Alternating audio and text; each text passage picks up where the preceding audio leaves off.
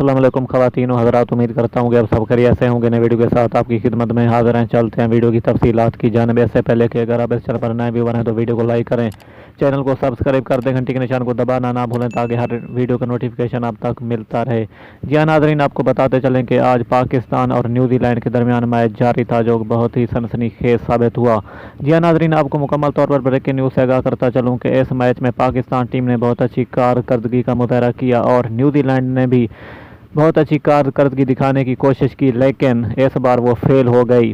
आपको बताते चलें कि मोहम्मद रिजवान, बाबर आजम ने, हारिस रऊफ ने, अच्छे खिलाड़ियों ने बहुत अच्छी परफॉर्मेंस करके टीम को जितवा दिया। जी हाँ नाज़रीन, आपको बताते चलें कि बाबर आजम ने अच्छी कारकर्दगी शो की और इसमें नॉट आउट रहे और आखिर तक खेलते रहे। जी हाँ नाज़रीन, आपको बताते चलें कि पाकिस्तान ने न्यूजीलैंड से मैच जीत लिया है और पाकिस्तान फाइनल के लिए क्वालिफाई कर चुका है।